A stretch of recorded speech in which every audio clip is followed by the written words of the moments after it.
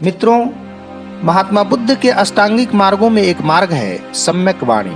बुद्ध कहते थे, भिक्षुओं, अगर तुम अपने जीवन से झंझटों को दूर रखना चाहते हो तो अपनी वाणी को नियंत्रित करो, सम्यक वाणी की साधना करो। सम्यक वाणी की साधना से ही व्यक्ति अंतर्जगत की यात्रा कर सकता है और भीतर के प्रकाश को जान सकता है। जिसके जीवन में सम्यक वाणी की साधना नहीं है, वह तो बोलने से पहले बिल्कुल भी विचार नहीं करता और अल्ल बल्ल कुछ भी बोले चला जाता है। ऐसे व्यक्ति को इधर की बात सुनकर उधर करने में रस आने लगता है। चुगली करना उसका स्वभाव बन जाता है और जीवन ऊर्जा व्यर्थ के कर्मों में नष्ट हो जाता है। इसीलिए तो बुद्ध ने सम्यक वाणी की साधना पर इतना जोर दिया है। मित्रों, आइए बुद्ध के इस सम्यक वाणी की साधना को एक सूफी कहानी के माध्यम से समझने का प्रयास करते हैं। कहानी बड़ी प्यारी है और रोचक भी। ध्यान से सुनिएगा। दो मित्र थे, दोनों बेरोजगार थे। दोनों टहलते हुए यही बात कर रहे थे कि क्या करें ना करें।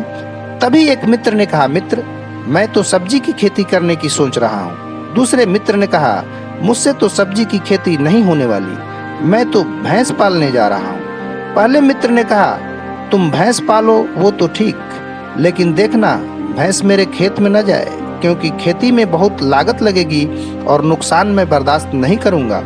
दूसरे मित्र ने कहा, भैंस कोई आदमी थोड़ी ही है कि मैं समझा दूंगा और वो समझ जाएगी, जानवर ही ठहरी, कभी कभार चली ही जाएगी तुम्हारे खेत में।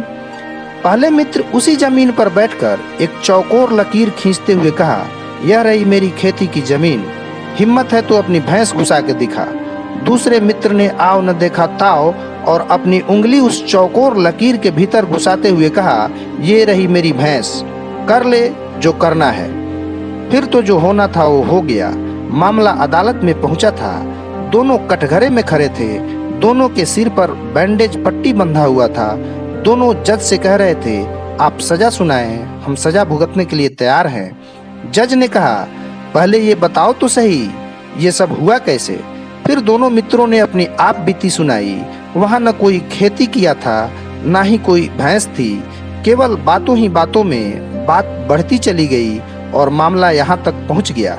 मित्रों, ये तो सूफी कहानी के दो पात्र हैं जिनकी चर्चा मैंने की, परंतु मैं दावे के साथ कह सकता हूँ कि अदालतों में 90% मुकदमे ऐसे ही पात्रों की वजह से हैं। मित्रों, सम्यक वाणी की साधना से मनुष्य अपने आध्यात्मिक लक्ष्य को तो पाएगा ही, साथ ही अदालतों में 90% मुकदमे का बोझ भी कम हो सकता है। मित्रों, आशा करता हूँ ये कहानियाँ आपके जीवन में एक नई दिशा देने में सहायक सिद्ध होंगी। मित्रों, फिर मिलेंगे एक नई प्रेरक कहानियों के साथ। तब तक के लिए नमो बुद्धाय।